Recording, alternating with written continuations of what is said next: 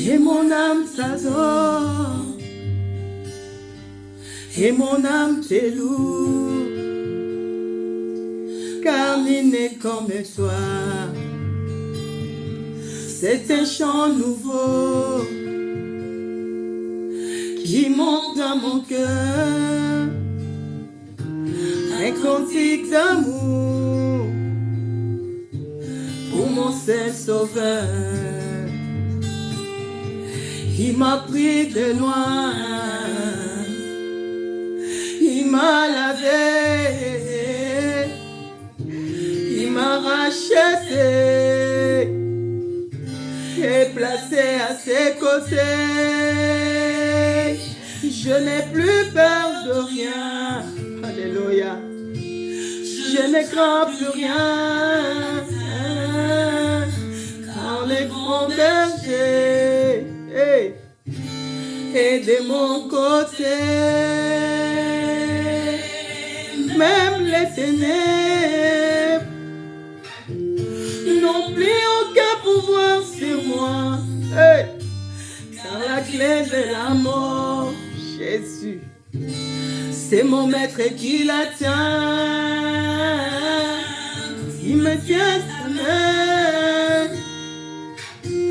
Nous fonçons droit dans l'armée de l'ennemi.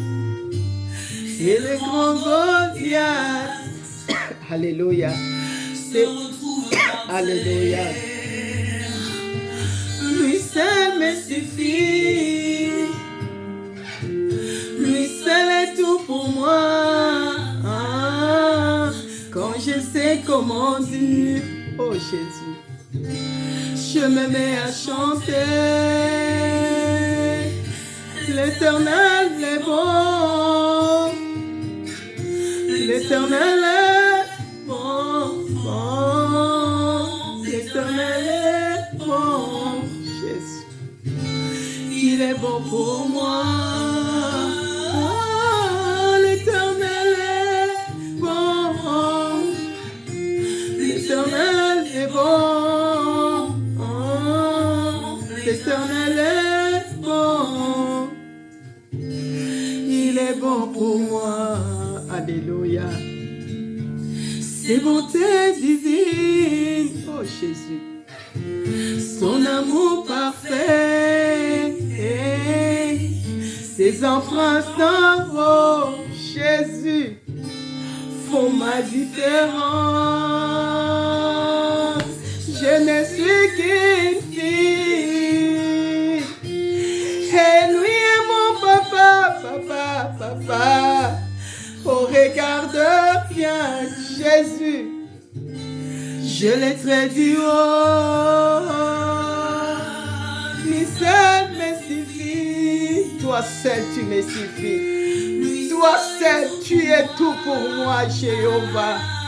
Quand je sais comment dire, hey Jésus, je me mets à chanter. L'Éternel est bon. L'Éternel est bon, bon, bon. L'Éternel est bon. Il est bon pour moi. Alléluia. L'Éternel est bon.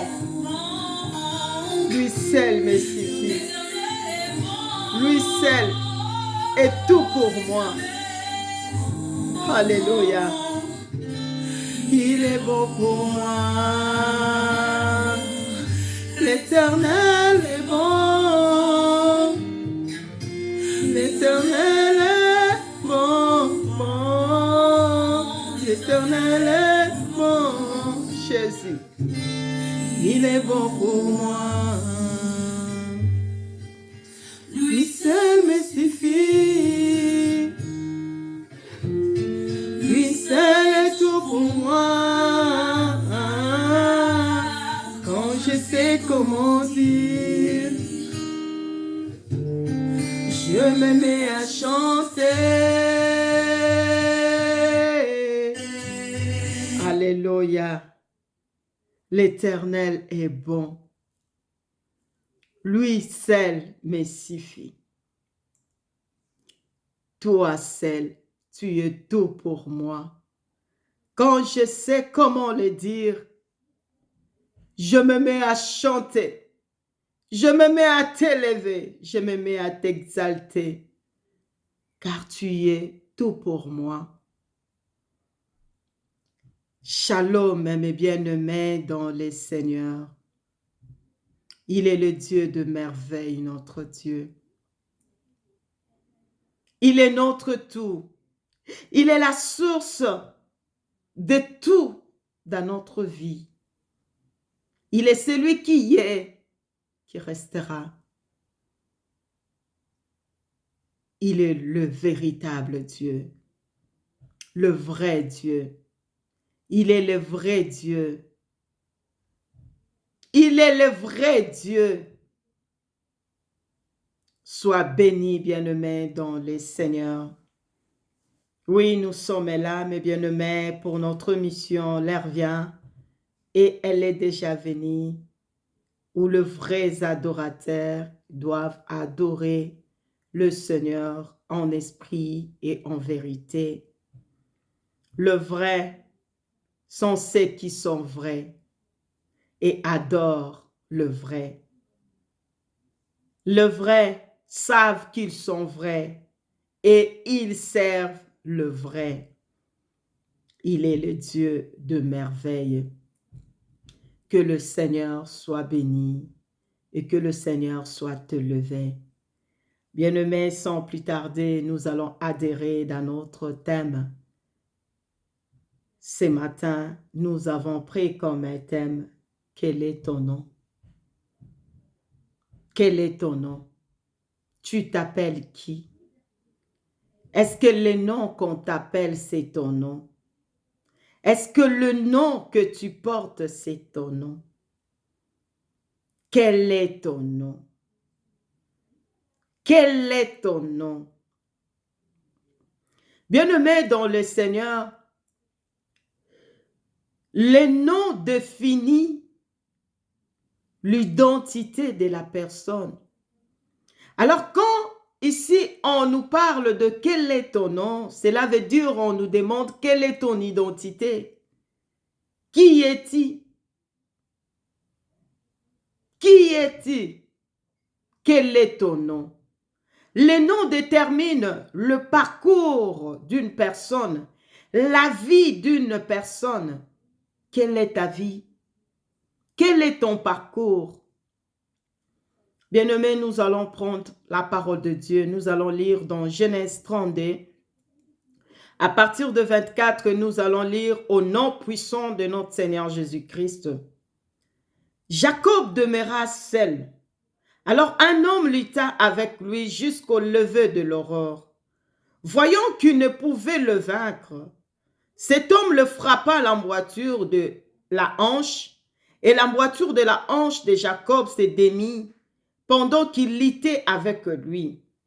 Il dit, « Laisse-moi aller car l'aurore s'élève. » Et Jacob répondit, « Je ne te laisserai point aller que tu ne m'aies béni. » Il lui dit, « Quel est ton nom? » Et il répondit, « Jacob. » « Quel est ton nom? » Il répondit, « Jacob. » Bien-aimés, nous connaissons bien l'histoire de Jacob. C'était le fils d'Isaac et Isaac était le fils d'Abraham. Alors Jacob avait un frère qui s'appelait Ésaü. Ils étaient des jumeaux. À leur naissance, en sortant du ventre, Jacob déjà tenait les talons de son frère.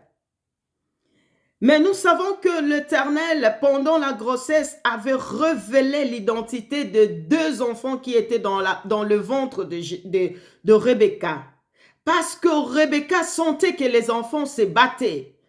Alors Rebecca était partie consulter l'Éternel et l'Éternel avait fait grâce, l'avait révélé l'identité de ses enfants. Il savait que le plus petit va supplanter le plus grand. Alors, il a appelé le premier, elle avait appelé le premier Ésaü Et le deuxième, Jacob.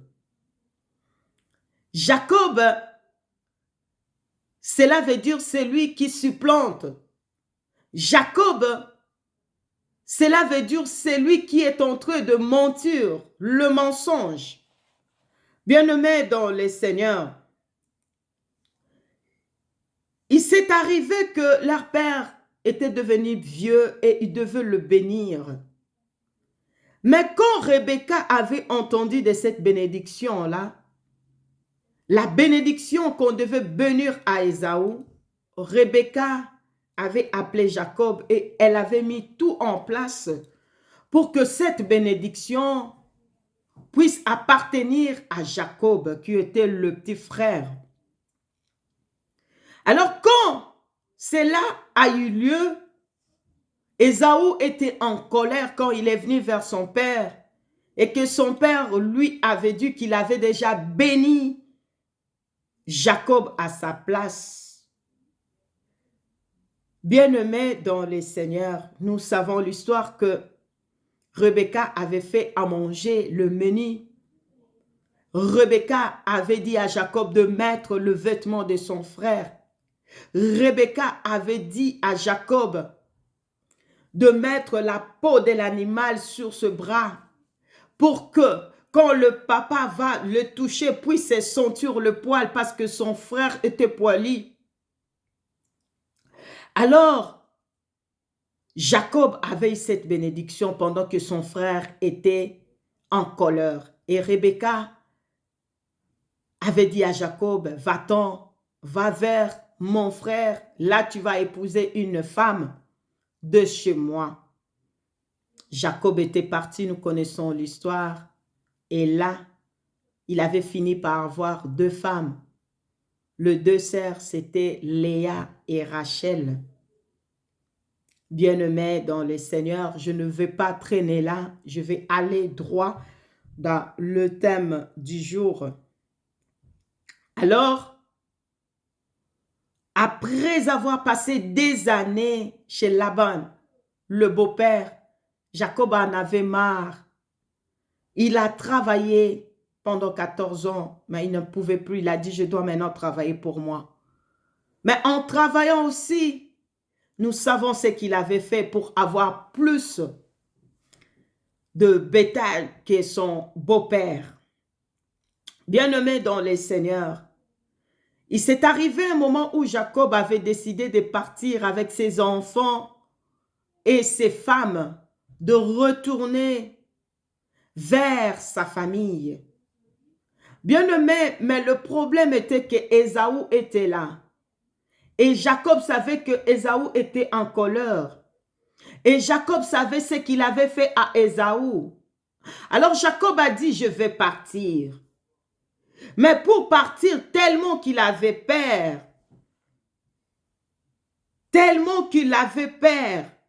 de son frère, mes bien-aimés dans le Seigneur, il est parti se retirer dans un endroit seul. Et là, il va avoir la visitation d'un homme, de l'ange de l'Éternel. La parole de Dieu nous dit, Jacob demeura seul. Seul, sans personne. Il était seul, Jacob. Il demeurait dans cet endroit-là, dans ces coins-là, seul. Et là, il y a eu un homme. Il s'est battu avec cet homme-là durant toute la nuit. Et comme le soleil se levait, on arrivait le matin, cet homme lui dira, laisse-moi partir. Jacob a dit, je ne te laisserai pas partir. Et cet homme va faire quoi? Va le frapper à la hanche. Malgré cette douleur, cet homme croyait que peut-être Jacob va lâcher l'affaire, mais Jacob était toujours là. Il était né, il a dit non, moi je ne te laisserai pas. J'ai besoin de quelque chose. Il y a quelque chose qui manque en moi. Il y a quelque chose qui m'empêche d'affronter mon frère. J'en ai besoin. Je ne te laisserai pas jusqu'à ce que tu m'aies béni. Bien-aimé dans le Seigneur. Et cet homme va sortir une phrase. il va lui demander, quel est ton nom? Et lui va répondre, Jacob. On va d'abord s'arrêter là. Bien-aimé, pourquoi cette question, quel est ton nom? Juste au début, en introduisant les messages, j'avais dit que le nom déterminait toute une vie, identifiait la vie de la personne, le parcours de sa vie. Sa destinée était définie par le nom qu'il portait. Alors, pendant que Jacob réclamait cette bénédiction, avec ces noms-là de Jacob, cet homme ne pouvait pas le bénir. Bien-aimé dans le Seigneur, Jacob a dit, je ne te laisserai pas. Mais aujourd'hui, mes bien-aimés, je ne voulais pas parler vraiment de Jacob, mais je voulais que moi et toi, nous puissions nous introduire, nous puissions prendre cette place-là de Jacob pour comprendre un peu ce qui se passe. Bien-aimé, parce que notre Dieu n'est pas un Dieu d'histoire ni de contes. Il est le vrai et le véritable Dieu. Il est le Dieu vivant. Il avait dit à Moïse, quand Moïse a dit, quel est ton nom? Il a dit, je m'appelle, je suis Nazali. Je suis le présent. Il n'y a pas le passé, il n'y a pas le futur en moi. Je suis le même hier, aujourd'hui, éternellement. C'est pourquoi je m'appelle, je suis. Alors, Jacob représente aussi nos vies aujourd'hui, bien-aimés.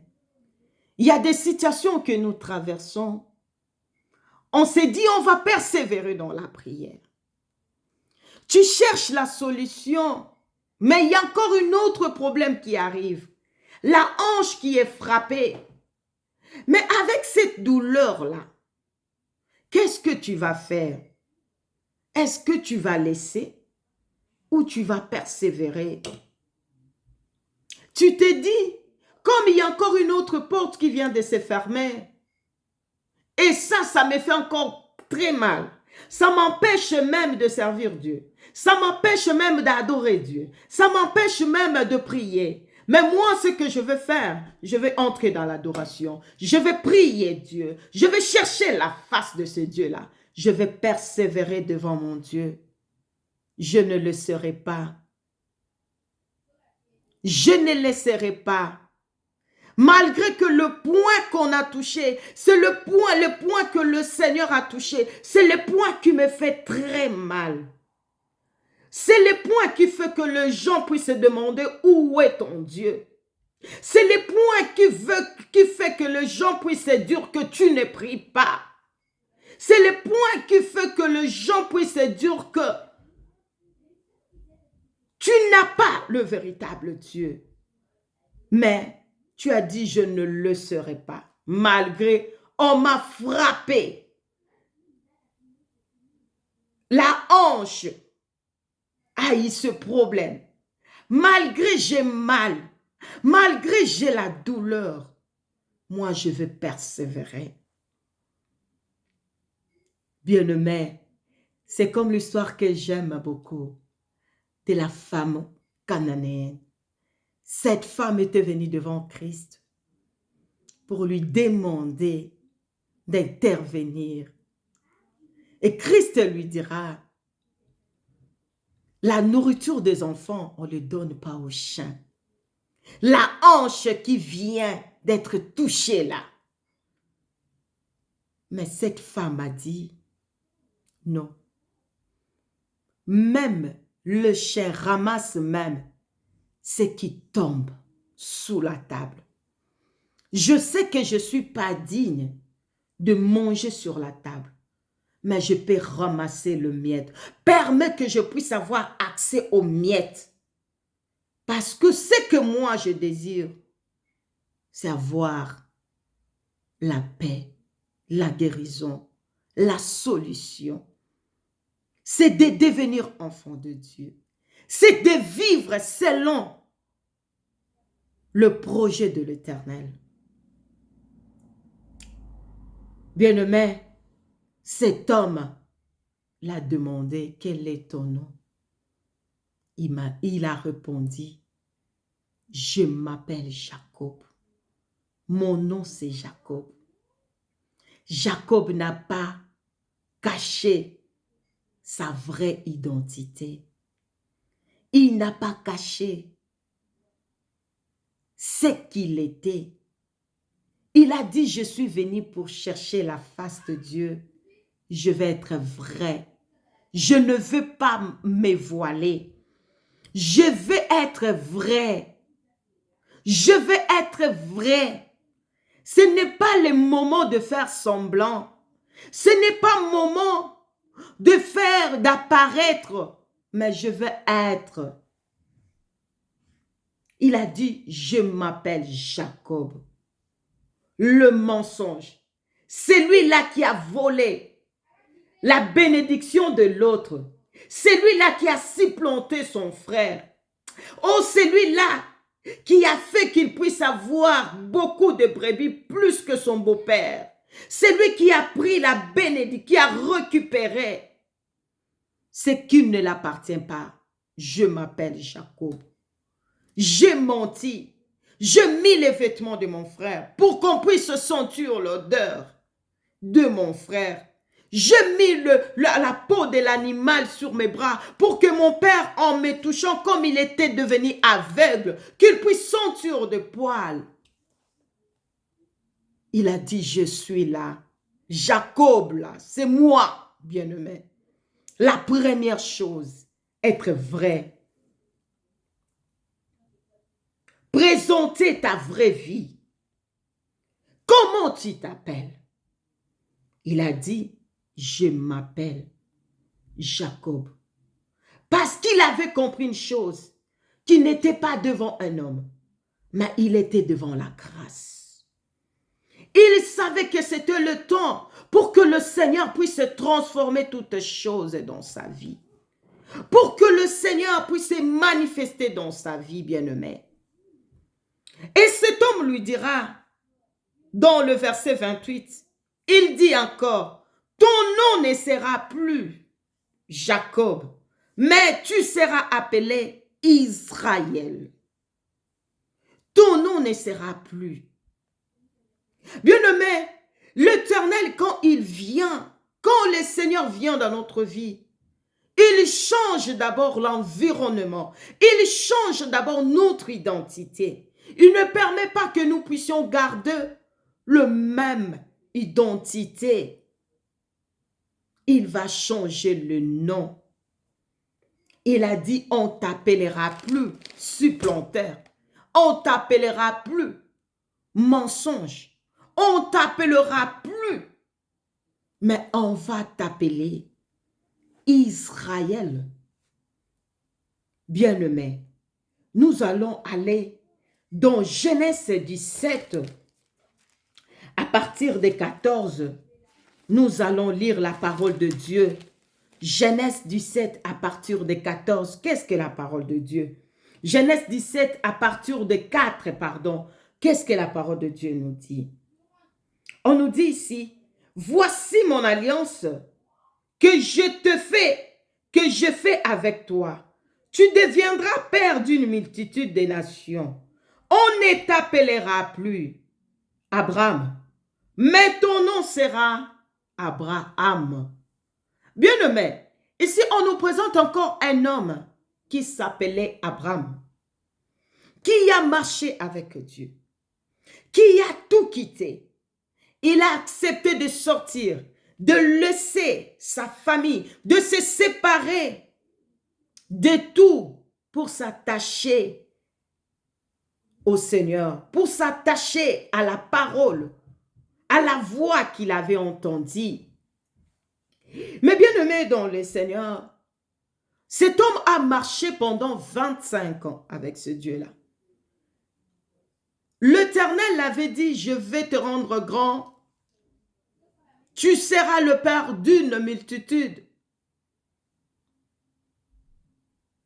vas être béni. Je bénirai ceux qui te béniront et je maudirai ceux qui te maudiront. Mais Abraham marchait. Il n'avait pas encore toujours d'enfant. Mais ici, le Seigneur va venir vers lui pour lui dire, j'établirai mon alliance. J'établirai mon alliance entre moi et toi. Et je te multiplierai en l'infini. Ça, c'est le verset 17, verset 2 qui nous dit, du chapitre 17. Abraham, on a dit Abraham, 3, on dit Abraham tomba sur sa face et Dieu lui parla en disant, voici mon alliance. Mon alliance. Je vais faire une alliance avec toi. Je vais faire une alliance avec toi. Mais la première chose à faire, je dois te changer les noms. Je dois changer l'identité que le monde t'a donnée. Bien-aimé, au jour de naissance, ce n'est pas Dieu qui nous donne le nom, c'est nos parents qui nous donnent le nom. On t'a appelé par le nom qu'ils ont voulu t'appeler. On t'a baptisé parce que le fait de donner le nom aussi, c'est un baptême. Par le nom qu'on t'a donné. Et aujourd'hui, tu vis ces noms-là. Selon ce que ces noms-là a apporté dans ta vie. Selon le baptême que tu as reçu à travers le nom que tu portes. Tu es en train de persévérer devant Dieu. Dans la prière, tu as dit, je me suis séparé avec tout. Mais je ne vois pas toujours ce que Dieu m'avait permis et m'avait promis. Je n'arrive pas à adhérer dans la promesse là. Je n'arrive pas à saisir. Je n'arrive pas à affronter cette situation-là. Je n'arrive pas à sortir de cette situation-là. Il y a toujours l'humiliation, la hanche qui est touchée. Tu te demandes des questions, tu dis, qu'est-ce qui ne va pas dans ma vie? Où est le Dieu que je sers? Mais aujourd'hui, le Seigneur a dit, je suis là devant toi. La grâce est là devant. Tu as combattu, tu as persévéré. Tu as persévéré toute la nuit. Pendant qu'il faisait noir, pendant que tout était sombre, tu as persévéré. Mais dans le pleur, dans la maladie, pendant qu'il y avait la mort, tu as persévéré. Pendant que les gens t'ont humilié, tout était noir, tu as dit, je vais persévérer. Pendant que tu ne voyais pas le chemin, tu as dit, je vais persévérer. On a dit pendant toute la nuit, il a lutté. Il a lutté. Il a dit, je vais tenir ferme. Il a dit, je ne lâcherai pas.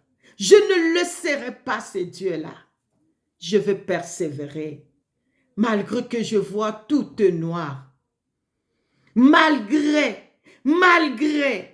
que le monde est en train de dire, où est ton Dieu? Malgré ma situation, il fait noir. Mais moi, je vais persévérer.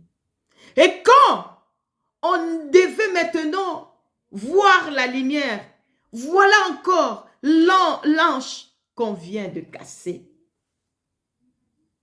Oh Jésus, il y a encore une autre qui arrive. Tu as lutté toute la nuit. On arrive vers le matin. Mais Dieu permet que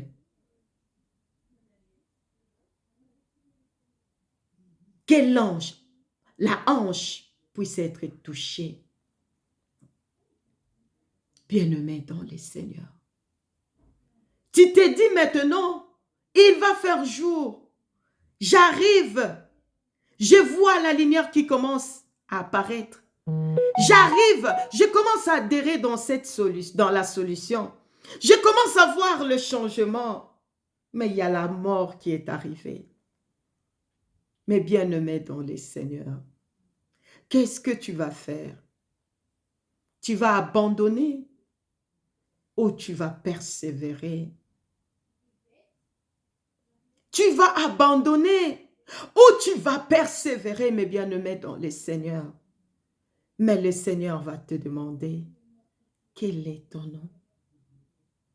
Il y a toujours quelque chose là que je vois. Le brisement est fait. On est à la fin. Tu es allé jusqu'au bout. Et maintenant, quel est ton nom? Ouvre-toi maintenant. Entre dans le plus profond de toi et fais sortir la définition de ton nom. Quel est ton nom? Comment est ta vie? Quel est l'état de ton mariage? Quelle est ton identité? Quel est ton nom? L'Éternel a dit à Abraham, on t'appellera plus. On t'appellera plus Abraham, mais on va t'appeler Abraham. Dieu a ajouté la justification. La parole de Dieu nous dit, il a effacé l'acte dont les ordonnances nous condamnaient, nous réclamaient, persistaient contre nous. Il a effacé l'ancienne vie. Il a enlevé le nom que tu portais, le nom qui te réclamait. Ce qui empêchait la bénédiction de descendre. Voici mon alliance.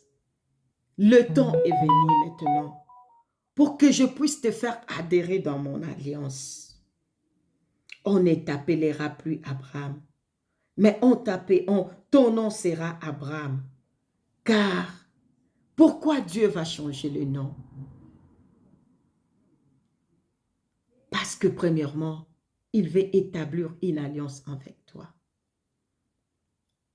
Et deuxièmement, il veut te rendre ce qu'il a prédestiné pour ta vie. Il dira ici, car je te rends père d'une multitude. Je te rends. Ce que moi je te fais doit correspondre au nom que tu portes. Alléluia. Ce que moi je te donne doit correspondre au nom que tu portes. Parce que le nom que tu portes, que je te donne, définit ce que moi je te donne. Ce que moi, l'Éternel, je mets en toi. Il dira encore, je te rendrai fécond à l'infini. Je ferai de toi deux nations et des rois sortiront de toi. Tu es une source de bénédiction. Alors, comme cette source-là doit faire jaillir la bénédiction, je vais commencer par assainir cette source-là. Enlever ce qui empêchait que la vie puisse jaillir dans ta source. Enlever ce qui t'empêchait, le genre de confirmer que tu y es ma fille, que tu y es mon fils, que tu y es mon serviteur. Quel est ton nom? La question nous est posée. On doit répondre. Parce que l'Éternel veut faire quelque chose. Parce que l'Éternel a dit, j'établirai mon alliance entre moi et toi et tes descendants après toi, selon leur génération. Ça sera une alliance perpétuelle en vertu de laquelle je serai ton Dieu et celui de ta postérité après toi. Je serai ton Dieu. Pour que je sois ton Dieu, je dois définir ce qui me représente, ce qui fera que moi, je puisse être ton Dieu en toi. et dans la vie de tes descendants. Il a dit, on ne t'appellera plus Jacob, mais tu seras appelé Israël, car tu as lutté avec Dieu et avec des hommes, et tu as été vainqueur. Alléluia. La persévérance. Tu y as lutté avec Dieu, malgré les épreuves, malgré les circonstances, malgré les temps, malgré tout ce que les gens ont dit, malgré ce que les gens ont défini dans ta vie, malgré leurs conclusions, tu n'as pas laissé, tu n'as pas abandonné. Tu as dit, je vais persévérer. Bien-aimé dans le Seigneur. Ezana makambo mususu. Quand ça te touche, tu sens vraiment la douleur. Tu t'es dit, je suis au bout. Tu t'es dit, je ne saurai plus. Mais tu regardes, tu dis non, je dois me lever et continuer la marche avec ce Dieu-là. Parce qu'on arrive le matin, alléluia. On arrive le matin, Jésus. On arrive le matin, le temps de ta bénédiction arrive. Que cette situation-là, le moment-là que tu dis que cela est très très lourd, que cela ne t'arrête pas. Parce que l'Éternel doit changer le nom dans ta vie. C'est pourquoi, dans Jacques 1, on nous dit, mes frères, regardez comme un sujet de joie complète. Un sujet de joie, pas de tristesse. Un sujet de joie complète, le diverses épreuves auxquelles vous pouvez être exposés, sachant que l'épreuve de votre foi produit la patience. L'épreuve de votre foi. Or, on nous dit la foi est une ferme assurance des choses qu'on espère. Une ferme, pas une assurance qui est instable, mais une ferme. Tu es ferme, tu dis je reste dans cette position-là. Une ferme assurance des choses qu'on espère. Et une démonstration, alléluia, de ce qu'on espère. Bien-aimé, la foi est une ferme assurance. Une ferme assurance des choses qu'on espère et une démonstration de ce qu'on n'a pas encore vu. Regardez comme un sujet de joie complète. Bien-aimé, ce n'est pas facile. C'est difficile. Je connais ces temps-là. Le moment où quand tu regardes, il n'y a pas même moyen de fermer l'œil. Tu dis vraiment, cette fois-ci, c'est ma hanche qui est touchée. Mais tu t'es dit, je vais persévérer. Je vais me lever et je vais adorer. Parce qu'on m'a dit, dans toutes les circonstances, je dois les lever. Oui, c'est la nuit, mais je sais que le soleil va se lever. Il y a un temps où la lumière va apparaître. Jacques nous dit, sachant que l'épreuve de votre foi produit la patience, mais il faut que la patience accomplisse parfaitement son œuvre. Alléluia. Il faut que la patience accomplisse parfaitement son œuvre, afin que vous soyez quoi? Parfait et accompli, sans faillir à rien. La douleur de la hanche était là. Il a dit non, je dois arriver jusqu'à la fin. Parce qu'on va me poser quel est mon nom. Dieu va établir son alliance. Dieu va sceller son alliance avec moi. Il va mettre un cachet dans ma vie. Ce qui va déterminer que moi, je l'appartiens, mon identité. alors je dois aller jusqu'au bout. Jusqu'au bout, on nous dit, mais il faut que la patience accomplisse parfaitement son œuvre, afin que vous soyez parfaits et accomplis sans faillir à rien. Mes bien-aimés dans le Seigneur, quel est ton nom? Est-ce que tu es déjà arrivé là? Tu dois arriver là. Pour adhérer dans la lumière, dans l'alliance, on doit arriver là. Tu t'es dit, je fais ça pour Dieu. Je fais ça. Je fais ça. Je fais ça. J'ai supporté ça. Il y a ça qui était arrivé dans ma vie. Mais je me suis dit, je vais persévérer. Quelles que soient les circonstances.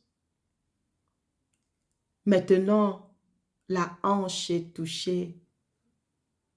Mes bien-aimés dans le Seigneur, quand tu t'es dit que tout commence à aller au mien,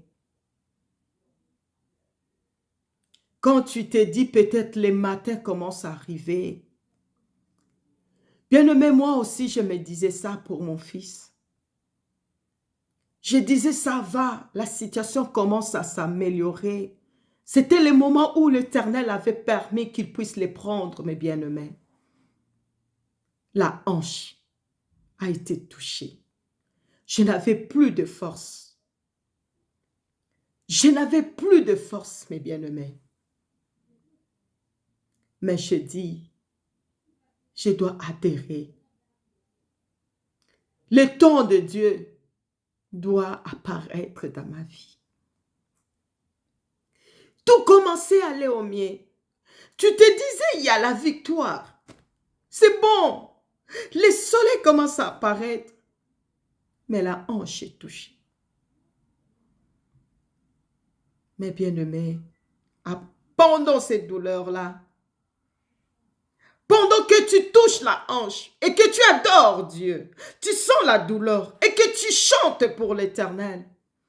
L'Éternel s'élève pour conclure une alliance, pour te demander quel est ton nom, pour dire qu'on ne t'appellera plus, pour dire que ce n'est plus le moment, tu ne pleureras plus. Je vais changer toutes choses, je vais transformer toutes choses, tu vas être une nouvelle chose. Bien-aimé dans le Seigneur, notre Dieu est merveilleux. Il est le Dieu de merveille, mes bien-aimés. On va lire dans Ésaïe 62, à partir du 4e verset. Je vais lire au nom de Jésus-Christ. On ne te nommera plus délaissé. On ne nommera plus ta terre désolation. Mais on t'appellera mon plaisir en elle, Jésus. Et l'on appellera ta terre épouse, car l'Éternel met son plaisir en toi. Et la terre, ta terre aura un époux. Bien-aimés, c'est le temps que nous voulons. Nous voulons que ces temps-là puissent apparaître. Nous voulons que les noms qui viennent enlever la désolation en nous, l'humiliation en nous, puisse prendre place dans notre vie. C'est pourquoi, bien-aimés, pour que cette question-là puisse être posée, quel est ton nom? Il y a d'abord quelque chose à accomplir avant. On a lu dans Jacques 1 à partir de 2. D'abord, tu dois regarder les diverses épreuves comme un sujet de joie complète. C'est difficile, bien-aimé. Mais celui qui te demande de le faire, c'est ce qu'il veut faire. Celui qui a touché la hanche, c'est comment réparer cette hanche-là. Mes bien-aimés dans le Seigneur, il a dit, on ne t'énommera plus de laisser. On ne t'énommera plus. On ne nommera plus ta terre désolation. Mais on t'appellera mon plaisir en elle. Alléluia. Et l'on appellera ta terre épouse, car l'Éternel met son plaisir en toi. Et ta terre aura un époux. Quel est ton nom?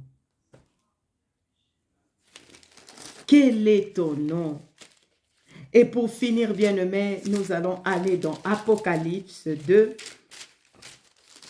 Je vais lire au nom de Jésus-Christ. Apocalypse 2, 17 nous dit « Que celui qui a des oreilles entende ce que l'Esprit dit aux églises.